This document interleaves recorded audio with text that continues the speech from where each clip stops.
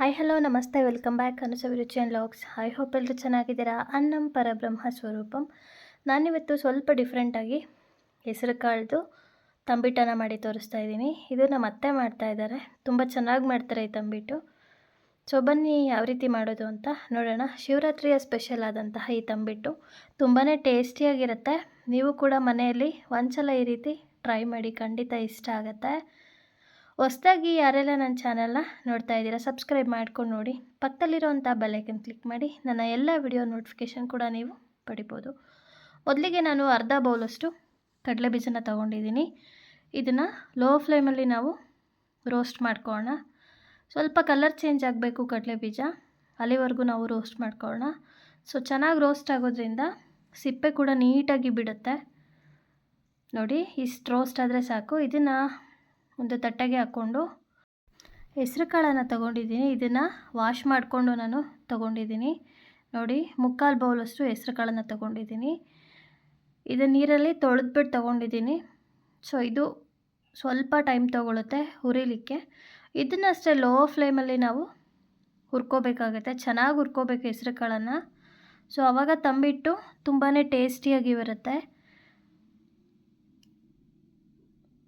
ಬೇಕಂದರೆ ನಾವಿಲ್ಲಿ ಗೋಧಿ ಕೂಡ 1-2 ಸ್ಪೂನ್ ಆ್ಯಡ್ ಮಾಡ್ಕೋಬೋದು. ನೋಡಿ, ಚೆನ್ನಾಗಿ ರೋಸ್ಟ್ ಆಗಿದೆ ಹೆಸರು ಕಾಳು, ಕಲರ್ ಕೂಡ ಚೇಂಜ್ ಆಗಿದೆ, ಜೊತೆಗೆ ಘಮ ಕೂಡ ಬರ್ತಿದೆ. ಹೆಸರು ಕಾಳು ಫ್ಲೇವರು ತಂಬಿಟ್ಟಲ್ಲಿ ತುಂಬಾ ಚೆನ್ನಾಗಿ ಬರುತ್ತೆ, ಘಮ ಘಮ ಅಂತ ಇರುತ್ತೆ.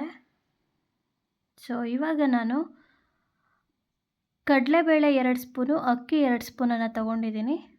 ಟೋಟಲ್ಲು ನಾನು ಕಡಲೆಬೇಳೆ ಅಕ್ಕಿಯಿಂದ ಅರ್ಧ ಬೌಲಷ್ಟು ತೊಗೊಂಡಿದ್ದೀನಿ. ಹೆಸರು ಕಾಳು ಏನು ತೊಗೊಂಡಿದ್ದೆ ಅದಕ್ಕಿಂತ ಸ್ವಲ್ಪ ಕಡಿಮೆ ತೊಗೊಂಡಿದ್ದೀನಿ. ಇದ್ರ ಜೊತೆಗೆ 2 ಸ್ಪೂನ್ ಗೋಧಿ ಕೂಡ ಆ್ಯಡ್ ಮಾಡ್ಕೋಬೋದು. ನೋಡಿ, ಇದು ಅಷ್ಟೇ ಲೋ ಫ್ಲೇಮಲ್ಲಿ ಚೆನ್ನಾಗಿ ಹುರ್ಕೋಬೇಕಾಗತ್ತೆ.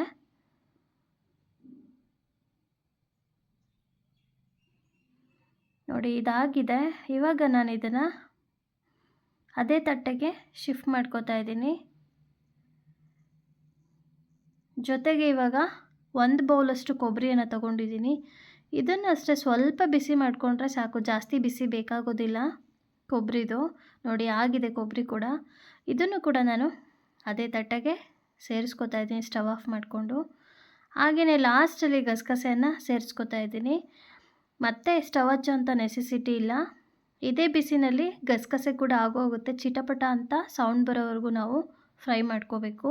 ಹುರಿದಿಟ್ಕೊಂಡಂಥ ಹೆಸರು ಕಾಳು, ಕೊಬ್ಬರಿ ಎಲ್ಲ ಏನಿದೆ ಅದನ್ನು ನಾನು ಪೌಡರ್ ಮಾಡ್ಕೊತಿದ್ದೀನಿ, ಅಕ್ಕಿ ಮತ್ತು ಕಡಲೆಬೇಳೆನ. ಲಾಸ್ಟಲ್ಲಿ ನಾನು ಕಡಲೆ ಬೀಜ ಏನಿದೆ ಮತ್ತು ಸ್ವಲ್ಪ ಕಡಲೆ 2 ಸ್ಪೂನಷ್ಟು ಕಡಲೆನ ಸೇರಿಸಿ ತರಿಯಾಗಿ ರುಬ್ಕೊಂಡಿದ್ದೀನಿ. ಬೆಲ್ಲ ಕೂಡ ಕಾಯ್ದಿದೆ, ಪಾಕ ಬಂದಿದೆ ಚೆನ್ನಾಗಿ.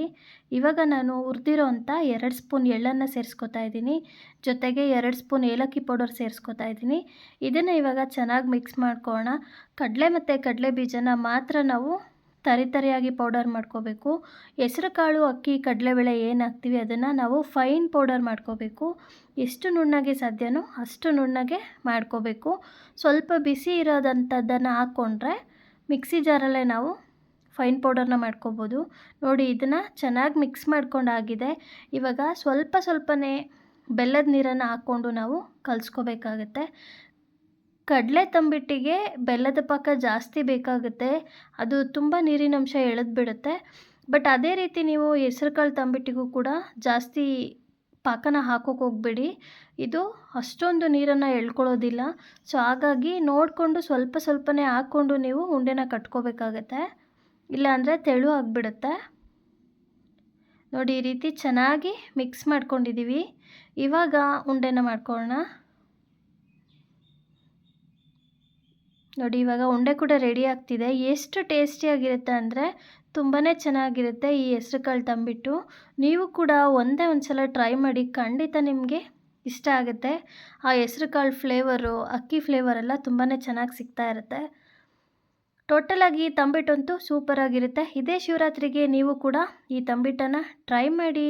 ಹಾಗೆಯೇ ನನ್ನ ವಿಡಿಯೋ ಇಷ್ಟ ಆದಲ್ಲಿ ಫ್ಯಾಮಿಲಿ, ಫ್ರೆಂಡ್ಸ್, ರಿಲೇಟಿವ್ಗೆ ಶೇರ್ ಮಾಡಿ.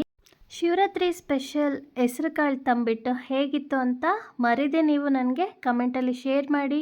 ಹಾಗೆ ನೀವು ಒಂದ್ಸಲ ಟ್ರೈ ಮಾಡಿ ಟೇಸ್ಟ್ ಹೇಗಿತ್ತು ಅಂತ ಕಮೆಂಟಲ್ಲಿ ತಿಳಿಸಿ. ಇನ್ನೊಂದು ಹೊಸ ರುಚಿಯೊಂದಿಗೆ ಮತ್ತೆ ಭೇಟಿಯಾಗೋಣ. Thank you for watching. Take care. Bye.